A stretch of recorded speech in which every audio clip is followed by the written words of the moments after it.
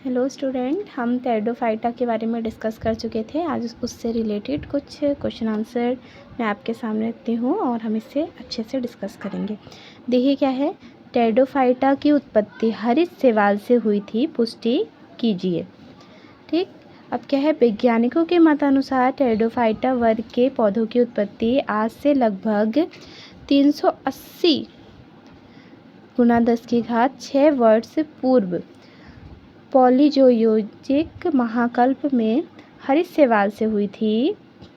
इस विचारधारा की पुष्टि टेरिडोफाइटा के जीवाश्म अवशेषों से होती है। टेरिडोफाइटा बेटा बहुत पुराने टाइम के पौधे हैं जो अब नहीं होते हैं।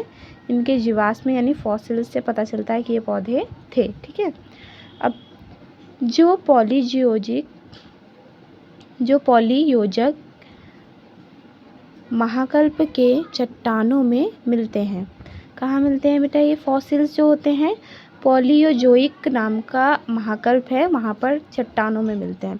इन अवशेषों के अध्ययन से ऐसा प्रतीत होता है कि विकास के प्रारंभिक अवस्थाओं में पूर्वकालीन टेरिडोफाइटा के पौधे दलदली स्थानों में उगते थे। कैसे स्थानों में? दलदली स्थानों में उगते थे और इनका कद छोटा होता था तथा पूर्ण रहित अथवा सूक्ष्म अविकसित पर्णयुक्त, जिसके अग्रभाग पर बीजाणुधानी पाई जाती थी।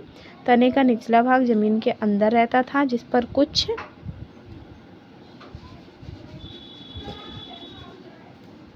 रचनाएं पाई जाती थी जो संभवतः जड़ का कार्य करती रही होंगी। ठीक है, ऐसा विश्वास किया जाता है कि इस प्रकार के पौधों से ही इस वर्ग के अन्य वृत्ताकार जटिल पौधों का विकास हुआ होगा और पॉलीयोजोइक महाकल्प के कार्बनिक फेरस काल में यह वर्ग अपनी विकास की चरम सीमा पर था और उस समय पृथ्वी की वनस्पति में इन्हीं पौधों की बहुतायत थी। ठीक है, यानी क्या बताया गया है बेटा? पहले इसका स्ट्रक्चर समझिए आप लोग। किसके बारे में? टेरिडोफाइटा के बारे में। किस तरीके का था ये देखो, यहाँ से है जैसे राइनिया आपने देखा है, ये ऊपर है। ठीक है, इस तरीके का पतली सी होती थी, मतलब स्टैम्प होती थी इसकी, और नीचे जड़ नहीं होती थी। ये इस तरीके का है, ये इतना अंडरग्राउंड है और यह हल्की सी, देखिए नीचे की तरफ क्या इस तरीके से संरचना थी, जड़ की तरह थी। वो जड़ नहीं थी, ऐसे हल्की छोटी छोटी थी जो क्या जड़ की तरह काम करती होंगी। ऐसा हमारे वैज्ञानिकों ने क्या करा, पता लगाया, स्टडी करी इसके ऊपर। ठीक, और क्या है, ये एरियल सूट है, इसमें पत्तियां नहीं होती थी। राइनिया बेटा आप लोग को बताया है मैंने राइनिया के बारे में भी। तो आपने अगर नहीं देखा है तो वीडियो देख लीजिएगा, इससे पहले वाला, उसमें मैंने राइनिया के बारे में बताया है, तो वही देखिए। और इसके ऊपर क्या, ये नीचे से मोटा और ऊपर से एकदम पतली होती जाती थी और लास्ट में यानी इसके अग्र भाग पर इसकी एक बीजाणुधानी होती, ऐसे हल्के कोनिकल शेप में क्या होती, बीजाणुधानी होती है। कि इसमें खाली ये स्टैम्प ही होते हैं इस तरीके से, नीचे से थोड़ी मोटी और ऊपर से ऐसे पतली। ठीक है, और यहाँ पर होती है आपकी बीजाणुधानी। ठीक है, ये सिर्फ क्या है, ये एक इमेजिनेशन के थ्रू है, मतलब जो हमें फॉसिल्स मिले हैं उसके अकॉर्डिंग। ये देखो, इसमें क्या है, जड़ें अनुपस्थित हैं, पत्तियां भी अनुपस्थित हैं, खाली ये क्या है, शाखाएं हैं। ठीक, वही चीज़ यहाँ पर बताई गई है, क्या है, खाली शाखाएं हैं। आप एक बार और ध्यान से पढ़ेंगे, देखो ये पॉलीयोजोइक महाकल्प के कार्बोनिक फेरस काल में यह वर्ग अपनी विकास की चरम सीमा पर था। यानी उस टाइम जब कहते हैं सरीसृप होते हैं ना, सरीसृप माना जाता है कि जब जीवन स्टार्ट हुआ था तब सरीसृप थे जो, वो क्या थे, पहले जीव रहे होंगे। तो उसी तरीके से क्या है, ये टेरिडोफाइटा क्या रहा होगा, पहला जीव, पहला पौधा या पहला पादप रहा होगा, ये कह रहे हैं। ठीक है, और उस समय पृथ्वी की वनस्पति में इन्हीं पौधों की बहुतायत थी। बहुत ज़्यादा क्या थे, यही वाले पौधे थे। शनै शनै पृथ्वी के वातावरण में परिवर्तन होने से इनकी अनेक जातियां इस महाकाल के अंत तक लुप्त हो गई, जिसका आभास हमें जीवाश्म अवशेषों एवं कोयले और पेट्रोल के रूप में आज भी प्राप्त होता है।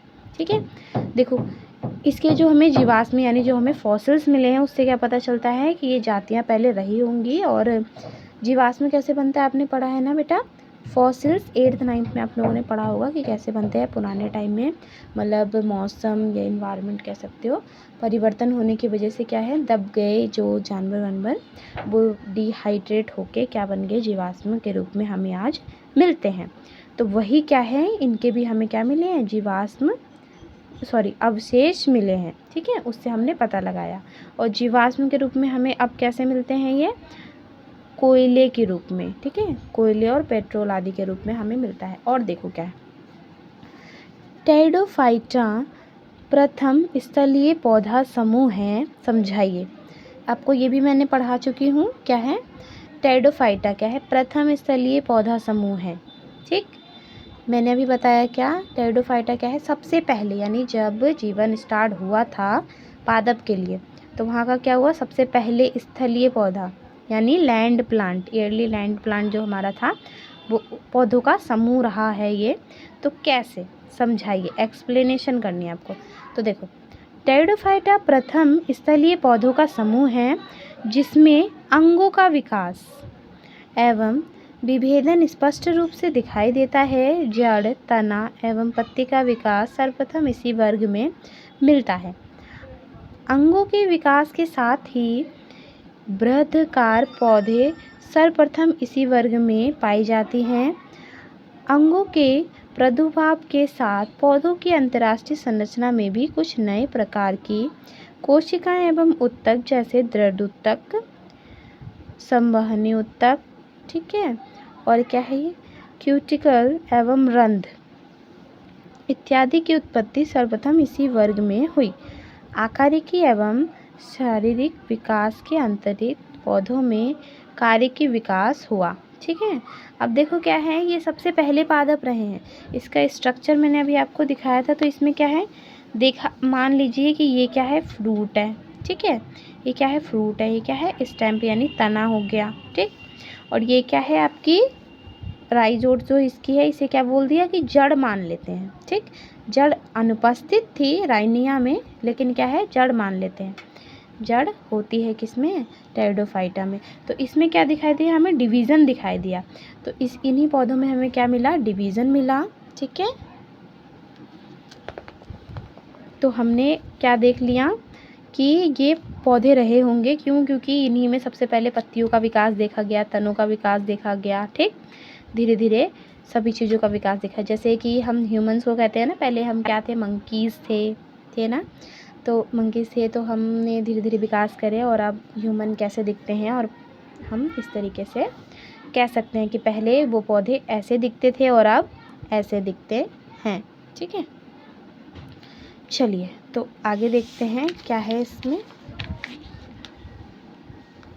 देखिए, अब क्या, टेरिडोफाइटा का समान परिचय दीजिए। ये मैं टेरिडोफाइटा के क्वेश्चन पढ़ा रही हूँ। क्यों बेटा, क्योंकि ये चैप्टर हमने कर लिया था। फर्स्ट में मैं आपको समझा चुकी थी कि टेरिडोफाइटा क्या होते हैं। ठीक है, क्वेश्चन इसी तरीके से हम करेंगे। अभी राइनिया का मैं समझा चुकी हूँ, इसके बाद हमारा राइनिया का क्वेश्चन आएगा। अब देखिए क्या है, टेरिडोफाइटा का सामान्य परिचय दीजिए। टेरिडोफाइटा का सामान्य परिचय यानी जर्नल इंट्रोडक्शन ऑफ टेरिडोफाइटा। ठीक बेटा, आप एग्ज़ाम्स में इस तरीके की हेडिंग बना के लिखेंगे ना तो बहुत बढ़िया होगा। अब देखिए, टेरिडोफाइटा प्रथम संवहनीय बीज रहित निम्न पौधे हैं जो स्वभाव से स्वपोषी होते हैं। पौधों का एक बहुत बड़ा समूह है जिनके सिर्फ भारत में ही 1000 से अधिक प्रजातियां पाई जाती हैं। किसकी, टेरिडोफाइटा की 1000 से अधिक प्रजातियां पाई जाती हैं। किसमें, भारत में। ठीक, इतना हो गया, समझ में आया। ये क्या है, बीज रहित है, यानी इसके अंदर बीज हैं। और क्या है, ये स्वपोषी, सभी पौधे स्वपोषी होते हैं, लेकिन कुछ मृत्युदक भी होते हैं, जैसे मशरूम वगैरह, तो ये क्या था, स्वपोषी था। टेरिडोफाइटा का जो पूरा ग्रुप होता है वो क्या होता है, स्वपोषी होता है। अब पौधों का एक बहुत बड़ा समूह है जिनकी सिर्फ भारत में कितनी है, 1000 प्रजातियाँ पाई जाती हैं। वर्गीकृत स्थान के अनुसार यह समूह ब्रायोफाइटा और जिम्नोस्पर्म के बीच आता है। ठीक, ब्रायोफाइटा और जिम्नोस्पर्म के बीच में आता है। क्यों, इसमें थोड़े से ब्रायोफाइटा के भी गुण मिलते हैं और थोड़े से जिम्नोस्पर्म के भी गुण मिलते हैं। ठीक, तो एक तरीके से कह सकते हैं कि दोनों का मिक्स्ड फॉर्म है ये। ठीक है, यही कारण है कि ब्रायोफाइटा और जिम्नोस्पर्म दोनों से समानताएं निरूपित करते हैं। ठीक है, ये क्या है, बीच का वर्ग है, ब्रायोफाइटा के बाद आने वाला और जिम्नोस्पर्म के पहले। क्यों इसे बीच में रखा है, क्योंकि ये दोनों से समानताएं रखता है। वैसे तो शैवाल, कवक, ब्रायोफाइटा और क्या है, टेरिडोफाइटा सभी क्रिप्टोगैम्स कहलाते हैं। क्या कहलाते हैं, क्रिप्टोगैम्स कहलाते हैं। परंतु टेरिडोफाइटा में प्रथम बार संवहन उत्तक विकसित हुए, इसलिए इन्हें प्रथम संवहनीय पौधे कहा जाता है। अब ये क्वेश्चन भी आ सकता है, ये लॉन्ग में है बेटा, अभी मैंने शॉर्ट का पढ़ाया था लॉन्ग में, और एक वेरी शॉर्ट क्वेश्चन मिलता है यहाँ से। क्या, देखिए जरा, पहले तो है क्रिप्टोगैम्स किसे कहते हैं। ठीक, अब क्रिप्टोगैम्स भी कहते हैं इन्हें। क्यों, क्योंकि इसमें बीज होते हैं, इसलिए इन्हें क्या कहते हैं, क्रिप्टोगैम्स कहते हैं। ठीक, अब देखिए, परंतु टेरिडोफाइटा में क्या मिलता है, संवहन उत्तक विकसित हुए। प्रथम बार, पहली बार कहाँ संवहन उत्तक विकसित हुए, टेरिडोफाइटा में, इसीलिए इन्हें क्या कहा गया, प्रथम संवहनीय पौधा कहा गया। टेरिडोफाइटा की उत्पत्ति ग्रीक भाषा के शब्द टेरॉन से हुई, जिसका अर्थ है पंख। इस प्रकार इस समूह में पाए जाने वाले पौधों में फादर लाइक फैंस पाए जाते हैं।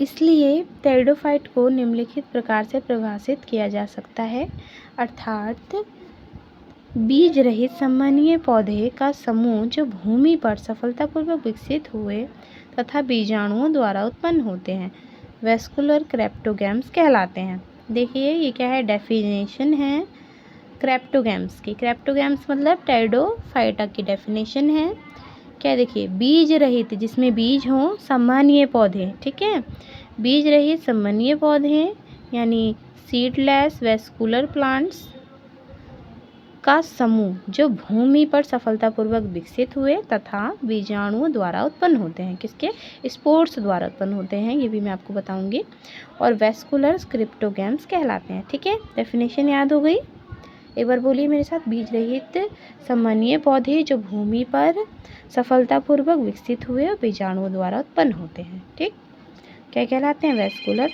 क्रिप्टोगैम्स कहलाते हैं। समझ गए।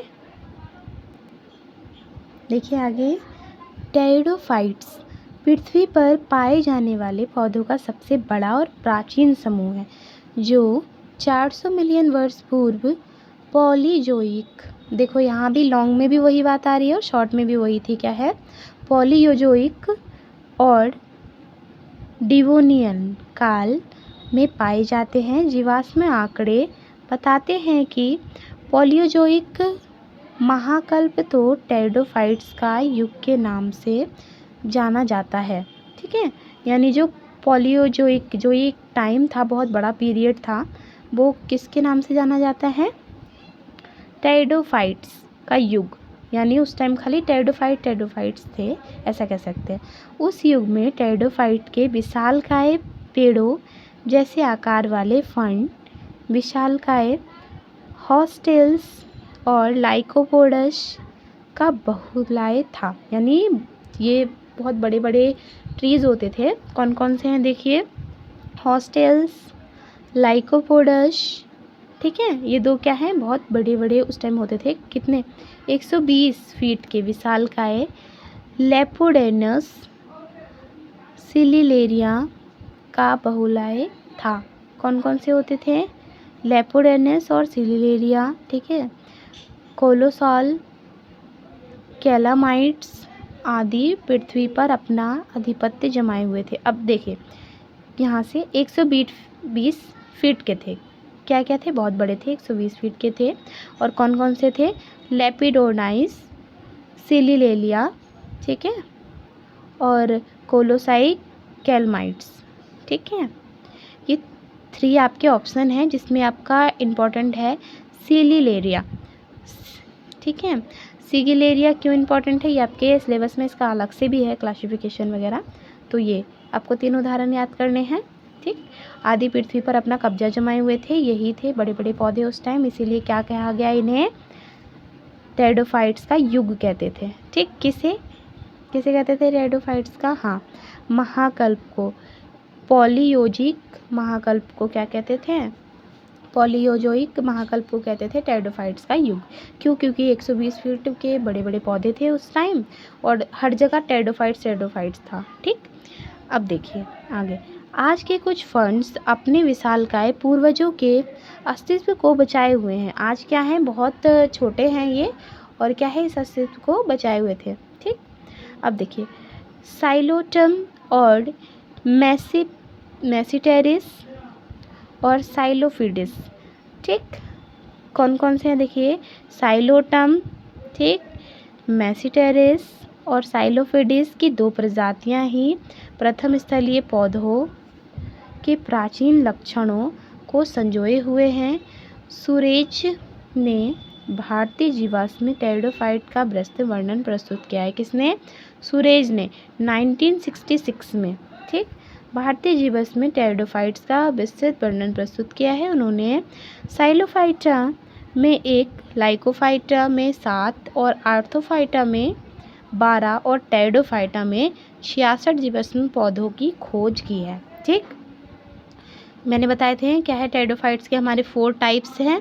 इनके अकॉर्डिंग, किनके, सुरेज के अकॉर्डिंग क्या है, 4 टाइप्स हैं। कौन कौन से हैं, देखिए, साइलोफाइटा, लाइकोफाइटा, आर्थोफाइटा और टेरिडोफाइटा। इसमें कितने कितने उदाहरण दे रखे हैं।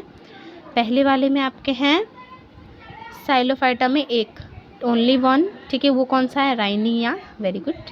और लाइकोफाइटा में कितने हैं, 7, आर्थोफाइटा में है 12 और टेरिडोफाइटा में है 66, यानी 66 जीवाश्म पौधों की खोज की है। उन्होंने ये भी बताया कि भारत में पॉलीयोजोइक और मीसोजोइक महाकल्प में पाए जाने वाले टेरिडोफाइट दक्षिण गोलार्ध में पाए जाने वाले टेरिडोफाइट से बहुत अधिक समानता पाई जाती है। ठीक है, अब आज के लिए इतना ही, इतने क्वेश्चन हम डिस्कस कर चुके हैं। आगे हम देखेंगे टेरिडोफाइट के लक्षण। थोड़े से क्वेश्चन बेटा इसके और हैं, हम वो अच्छे से डिस्कस कर लेंगे। उसके बाद मैं आपको एक एक करके चैप्टर पढ़ाते जाऊंगी और उसके क्वेश्चन देते जाऊंगी। Thank you. और आपको अगर हिंदी में समझना है बीएससी के चैप्टर्स को, पार्ट्स को, ठीक है, तो आप मेरे चैनल को सब्सक्राइब कीजिए और वीडियो को लाइक करें अगर अच्छे लगे तो, और डिसलाइक भी कर सकते हैं अगर अच्छे नहीं लगे तो।